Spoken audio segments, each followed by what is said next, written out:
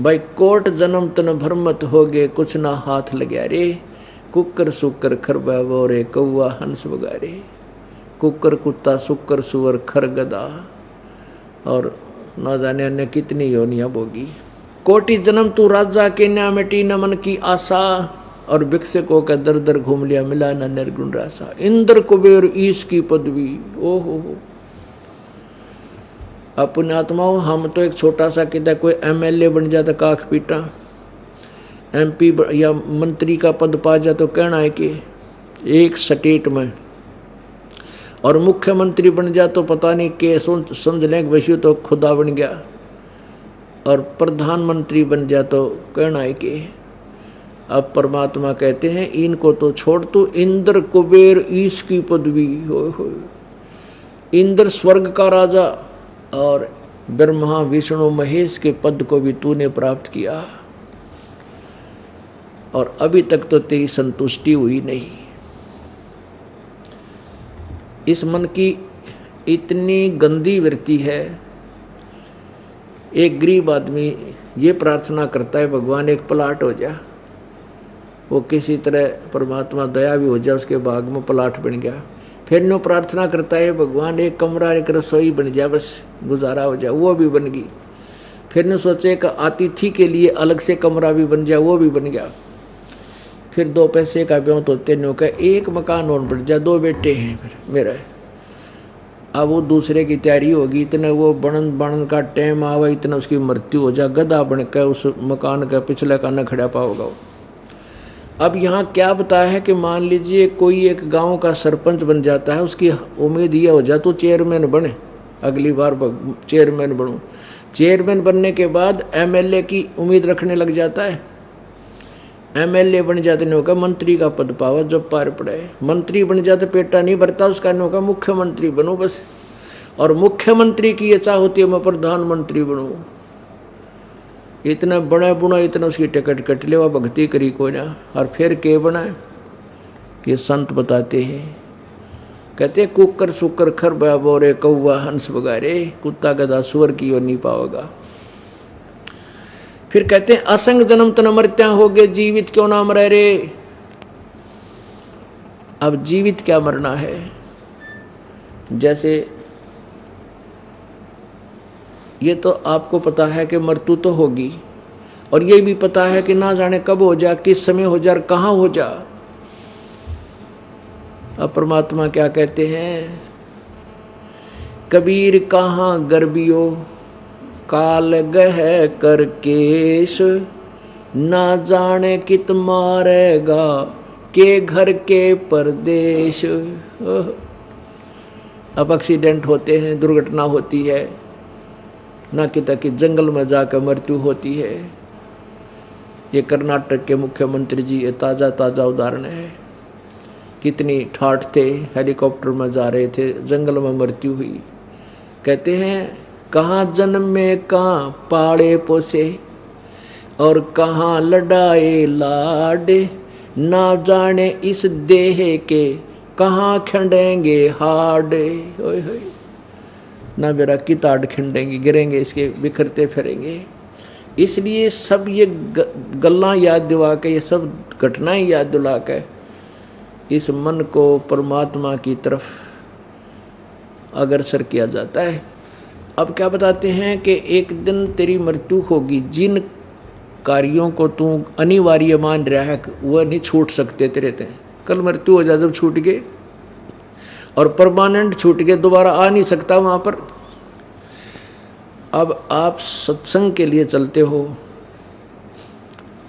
1 महीने में 3 दिन अवश्य निकालो, और 6 दिन मिल जाए तो कहना है कि फिर तो कलम टूट रही है परमात्मा की आपके ऊपर मेहर की। आप 3 दिन न सोच लो हम मर गए, जीवित मर ले। अब आप 3 दिन ये सोच लो मृत्यु होगी, और कति भूल जा पिछले काम ने, सुरती ला यहाँ के आने की, और आकर बैठ जा, भगवान का भजन करे, सत्संग सुने हैं, और अपना कर्म बनावे। अब 3 दिन में जो तेरा काम बिगड़ेगा तेरी एब्सेंस में, आप जी की एब्सेंस में, उसको आप फिर जाकर सेट कर सकते हो। और मृत्यु होगी परमानेंटली, फिर क्या करेगा? वह तो होएगी, आज ना तो कल हो जाएगी। और परमात्मा की शरण में हम रहेंगे तो आपकी दुर्घटना भी टालेगा, आपकी आयु बढ़ावेगा। ये परम पिता परमेश्वर कबीर जी के पास पावर है। तो इसको कहते हैं जीवित मरले, असंग जन्म तना मृत्या हो गई, जीवित क्यों ना मरे रे। और 12 मद महल मठ बोरे, बहुर ना दे धरे रे। अभी तक हमने केवल एक रट्टा सुना था, 10वां द्वार पर पार हो गया, 10वें द्वार में पार हो गया। नहीं, 12वें द्वार में जाके तेरा मोक्ष होगा। 12वें द्वार में 12 मद महल मठ बोरे, बहुर ना दे धरे रे। प्रथम द्वार है काल के 20 ब्रह्मांडों को पार करता है, और दूसरा द्वार है जो काल के 21वें ब्रह्मांड को फोड़ करके परब्रह्म के लोक में पार प्रवेश करता है, जो 11वां द्वार है। और 12वां द्वार जो है सच, जो परब्रह्म के लोक को पार करके और सत लोक में प्रवेश कराता है, वो 12वां द्वार है। 12 मद महल मठ बोरे, बहुर ना दे धरे। दोजक भई सभी तय देखे, राजपाट के रसिया। दोजक माने नरक और बेजत माने स्वर्ग। तने ऐसी साधना की राजपाट पाने के लिए, नरक भी देख लिए, तने स्वर्ग भी देख लिया। और 3 लोक से तरपत नाही, ये मन भोगी खसिया।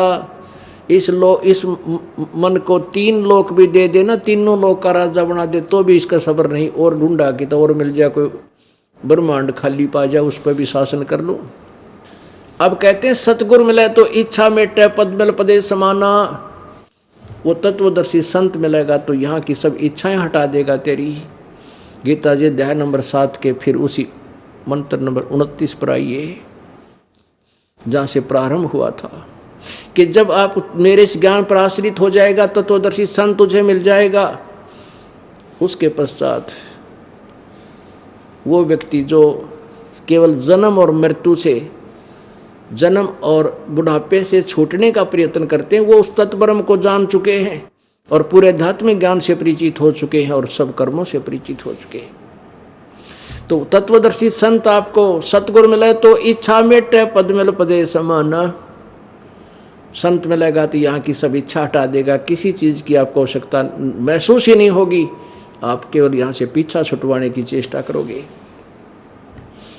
सतगुरु मिले तो इच्छा मेटे, पद मिल पदे समाना। पद माने वे ऑफ वर्शिप, यथार्थ भक्ति विधि आपको दे करके और उस परम पद की प्राप्ति करवाएगा। पद मिल पदे समाना। और चल हंसा उस लोक पठाऊं, जो आदि अमर स्थाना।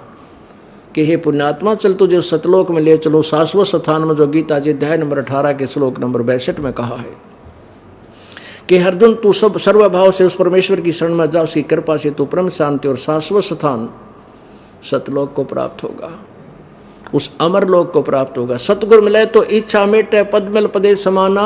और चल हंसा उस लोक पठाऊं, जो आदि अमर स्थान, जो शाश्वत स्थान है। और उस स्थान पर आपको कितना सुख होगा। जो यहाँ की 4 मुक्तियां हैं वो तेरे चरणों में सदा पड़ी रहेंगी। ये सुख कभी विनाश में नहीं आएगा, कभी नष्ट नहीं, खत्म नहीं होगी तेरी वो मोक्ष की सुविधाएं। और यहाँ 4थी मुक्ति वाले हंस भी दोबारा जन्म मृत्यु में आते। 4 मुक्ति जहाँ चंपी करती माया होरी दासी, और दास गरीब अभय पद प्रसव विलय राम अविनाशी। गीता जी अध्याय नंबर 15 के श्लोक नंबर 17 में जो कहा कि उत्तम पुरुष है तो अन्य परमात्मा इति उदारते, यह लोक धर्म आविश्य विभर्ति अवैश्वर है। वो परम अक्षर ब्रह्म परमात्मा, वो अविनाशी भगवान मिलेगा जो कभी मृत्यु में नहीं आता। बोलो सतगुरुदेव। परम पिता परमात्मा, सारी सृष्टि के रचनहार, कुल के मालिक कबीर देव, कबीर परमेश्वर, पूर्ण ब्रह्म, सर्व सृष्टि रचनहार, जगत पिता, जगत गुरु, अपनी प्यारी आत्माओं को काल के जाल से निकालने के लिए स्वयं ही सचखंड से, सतलोक से चलकर यहाँ आते।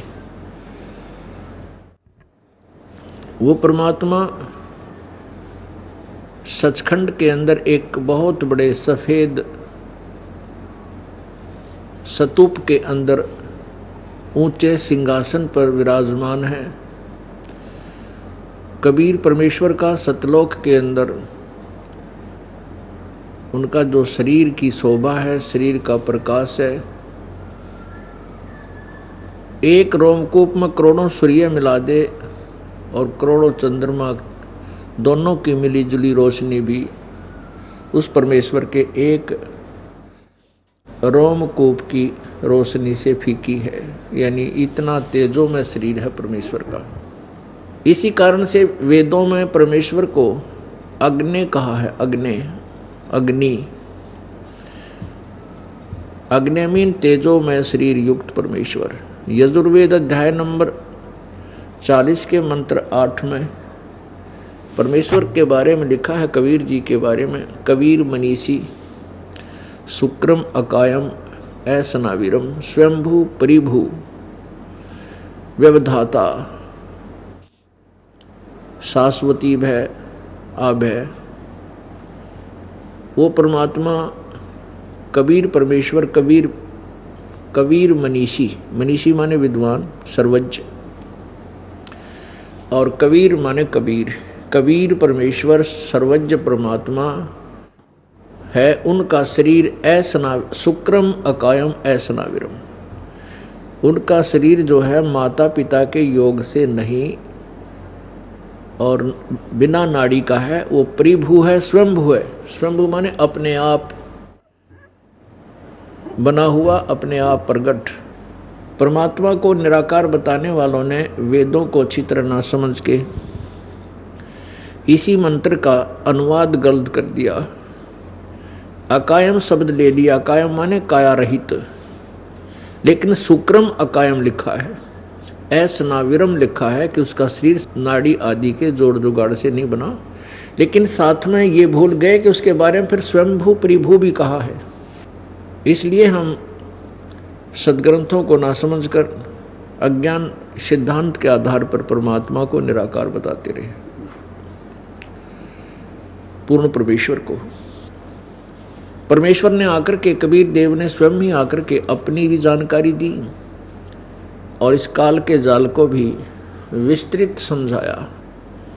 पुण्यात्माओं, काल भगवान ने प्रत्येक प्राणी को शास्त्र विरुद्ध साधना और शास्त्र विरुद्ध ज्ञान के ऊपर आधारित किया हुआ है।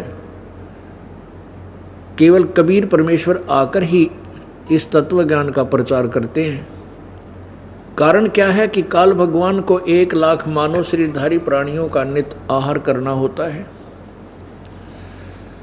उसके लिए इसने अपनी ये खेती बो रखी है और वो नहीं चाहता कि उसका ये बाग उजड़ जाए।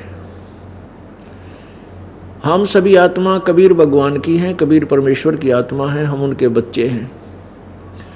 चींटी से लेकर हाथी, पशु पक्षी, जितने भी ये चेतन प्राणी हैं, मनुष्य, ये सभी आत्माएं हम परमात्मा कबीर जी के बच्चे हैं। अपने बच्चों की चिंता अपने माता पिता को ही होती है। कबीर परमेश्वर में वह सर्वगुण है। त्वमेव माता च पिता त्वमेव बंधु च सखा त्वमेव विद्या च दरुण त्वमेव सर्व मम देव। इस पर ये परमेश्वर है जिसमें सर्वगुण है। एक मित्र भी यही है, माता और पिता के गुणों से भी युक्त यही है। और हमारे भाग्य में धन धान्य ना हो तो भी ये परमात्मा हमें दे सकता है। अन्य जितने भी प्रभु हैं वो केवल अपना किया कर्म ही अब प्राणी को देते हैं। परमेश्वर ने आके हमें बताया है कि तुम काल के जाल में फंसे हुए हो और ये तुम्हारा ठिकाना नहीं है। परमात्मा हमारे दुखों को गिनाते हुए बताते हैं। कबीर साहब कहते हैं कि ए भोली आत्मा, उस दिन को याद कर जब तू माँ के गर्भ में, नीचे न तेरा शीश था, ऊपर न पैर थे। अब पुण्यात्माओं, किसी को 2 घंटे उल्टा लटका दे, नानी याद आ जा। और हम 9 महीने माँ के पेट में उल्टे लटके रहे और हाहाकार मची रही, रोते रहे और प्रभु से यही प्रार्थना करते रहे, परमात्मा एक बार इस नरक से निकाल दे मुझे, आपको याद करूँगा, आपको याद करूंगी, यानी बेटा या बेटी कोई भी जो गर्भ में होते हैं, उस समय वो जीव रो रो कर रुदन मचाता है।